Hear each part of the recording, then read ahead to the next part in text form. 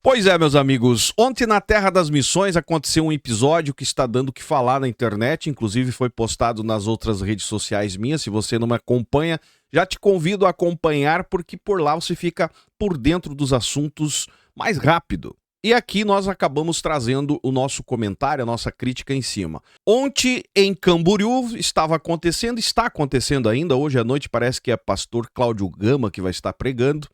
Ontem seria a vez do Jefferson Suellen, as estrelas do sul do Brasil pentecostal. Inclusive foi separado a pastor recentemente, reconhecido com a credencial da Magna, carinhosamente chamado aqui de Maligna Convenção. E ontem mais uma polêmica envolvendo esse casal, ou seja, ele, né, o Jefferson, e também o contexto dos Gideões. Para quem lembra aí de Cabo Daciolo, ontem foi mais ou menos parecido, porém foi um profeta anônimo que após Jefferson e Suellen terem cantado, né, no intervalo ali onde ele estava se preparando para trazer a mensagem profética para a igreja, com o único intuito de ganhar almas, né, que a gente sabe que o cachê foi alto também, mas não é o assunto do vídeo de hoje. Se levantou alguém que ninguém conhece, principalmente nas redes sociais, talvez conhecido nos bastidores do evento da Assembleia de Deus de Camboriú. E o cara levantou, meus amigos, o profeta, né, levantou e jogou uma real. Olha só o vídeo.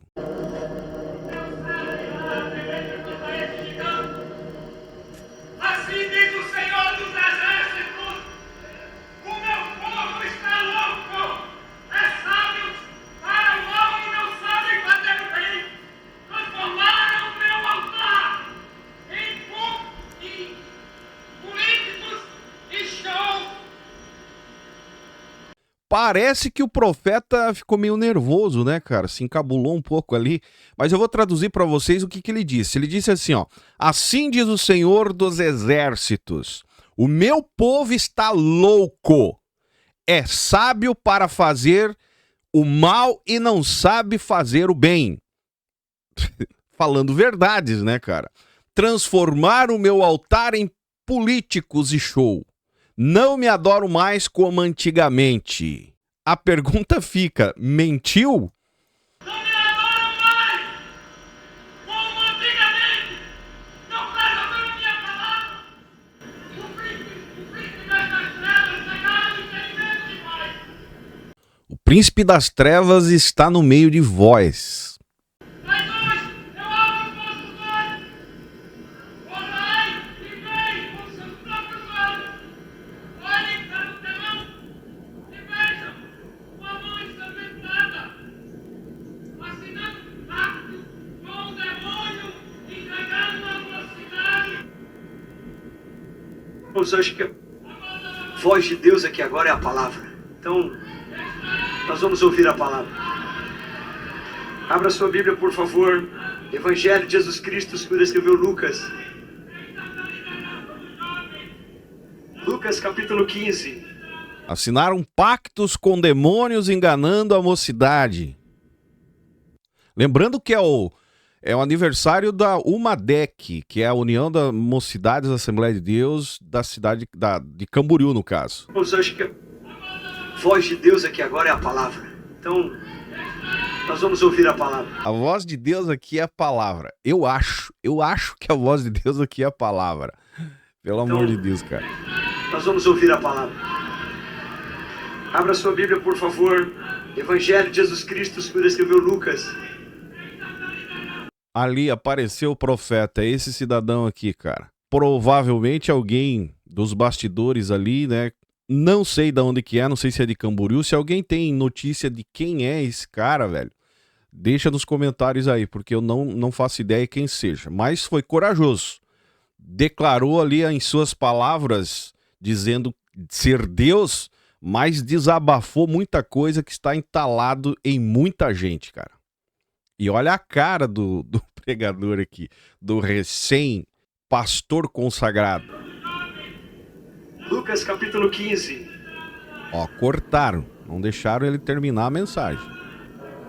Mais ou menos como aconteceu com o Cabo Daciolo, quem lembra, né? Tomaram o microfone, enfim, retrucaram e no final das contas não sobrou um para contar a história daquela cúpula, né, que existia no passado. É complicado, cara. E agora de novo. E as informações que tivemos é que esse cara foi retirado de cima do púlpito, tá?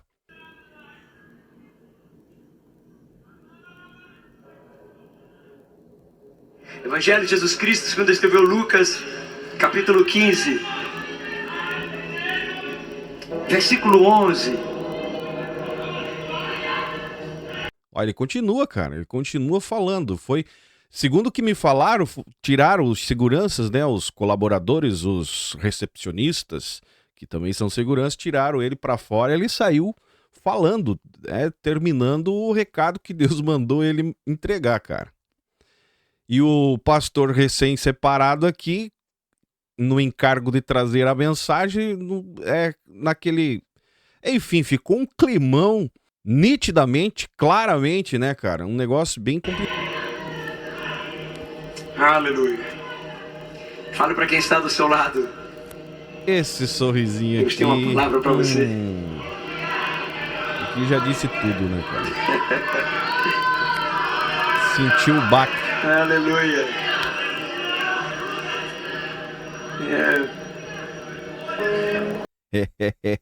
Presta atenção no que ele vai falar agora. Eu até queria tecer um comentário, mas hoje é tão perigoso, né? Lucas, capítulo 15, versículo 11. Eu até queria tecer um comentário, mas hoje é perigoso, né? O que passou na cabeça desse cidadão aí, meus amigos?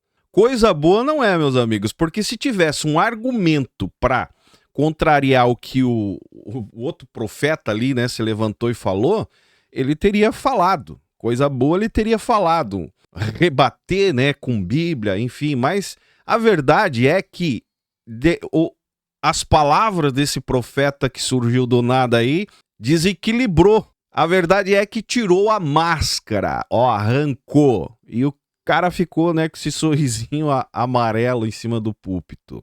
E o mais incrível, meus amigos, é que essa live foi removida do ar. Talvez volte, né, de hoje para amanhã, porque geralmente eles tentam falar que a gente está mentindo aqui, né? A live estava fora, depois volta. Já aconteceu várias vezes isso. Mas nesse exato momento, né, de ontem para cá, essa live foi removida do ar, justamente para não causar polêmica. Mas os cortes e a galera está ligada em tudo, acaba aparecendo, não tem como segurar. Não quer que essas coisas saiam na mídia, saiam nos noticiários, porque as páginas estão comentando sobre esse assunto.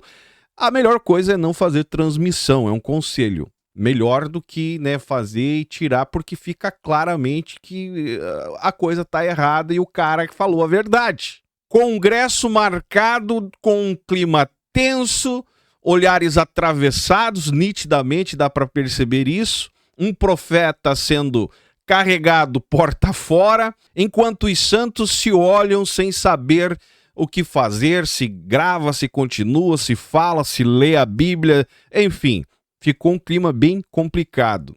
E o Jefferson, né, com a calma de quem sabe que a câmera está ligada, o microfone está ligado, solta a velha frase: a maior profecia está com a Bíblia, ou seja, está comigo, o ato profético é meu no momento. Mas a verdade é, meus amigos, que o cara tomou a cena. Agora, no meu ponto de vista, esse episódio aí, cara, deixa uma pulga pentecostal atrás da orelha. Quem é o verdadeiro profeta nessa história toda aí? O que lucra com a Bíblia na mão, com um cachê de grana, 80 mil segundo as informações, que é o que eles cobram. Quem é o verdadeiro profeta? Quem lucra com a Bíblia na mão, com um cachê, com holofotes, com contratos, ou aquele que se levantou gritando que o altar virou palco, que o altar não é mais o mesmo, o microfone não é mais o mesmo, e que levantaram demônios para ser adorado em cima do altar?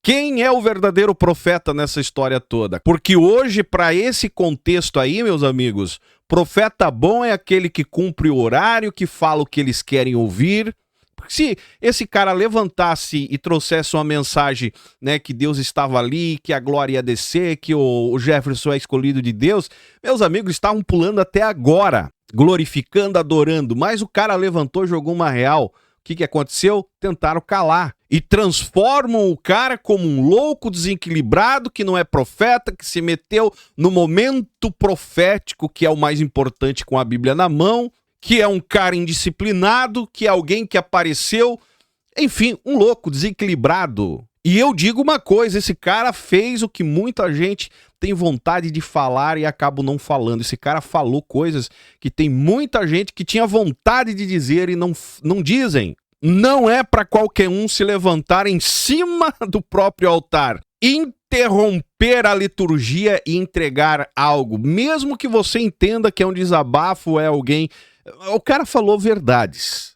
Para quem perguntou para mim, né, sobre a minha opinião, é essa, o cara falou verdades.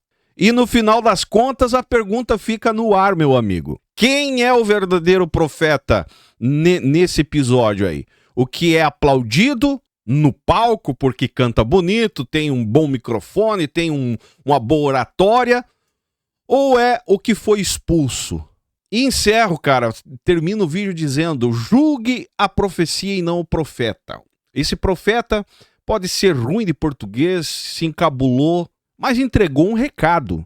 Se você quiser fazer comparação entre Jefferson e esse, cara, é desproporcional. Mas o conteúdo de ambos você pode julgar e tirar as suas próprias conclusões. Porque no palco dos Gideões, antigamente, passava homens conhecedores, doutores, dominantes da oratória. De repente chegou Daciolo, daquele jeitão dele, entregou algo, foi julgado por muitos, e o que virou no final das contas? Por isso eu digo, julgue a profecia e não o português do profeta, o jeito que ele entregou, se atrapalhou. Enfim, meus amigos, não vai pela aparência. Quem ignorou Daciolo, quem ignorou o pai do Wesley, estão vivos para ver o que aconteceu. E detalhe, o tal Jefferson não estava nem pregando, ele estava introduzindo a sua palavra de saudação para daí ler o texto, para daí pregar. Então o cara não interrompeu também. Esse é o meu ponto de vista. Principalmente para aqueles que dizem que não pode interromper uma mensagem, o pregador quando está pregando, porque é interromper a voz de Deus. Ele não interrompeu. Foi muito antes. E para quem é do tempo, né, do meu tempo lá, o saudosismo agora bateu, mas quem é do meu tempo lá atrás, lembra que quando você levantava alguém para dar uma profecia, enfim, falar alguma coisa, a igreja ficava em silêncio. Hoje não, hoje eles tiram para fora, porque tem que ficar a estrela que foi convidada, né, que foi bancada pela igreja, ninguém pode brilhar mais do que ela. É isso que aconteceu. Deixa nos comentários aí se você concorda comigo. Se não é inscrito, se inscreve. Se não me segue nas demais redes sociais, estou em todas as outras. E esse é o canal Fala Zay. Estamos juntos por um Brasil e um mundo melhor.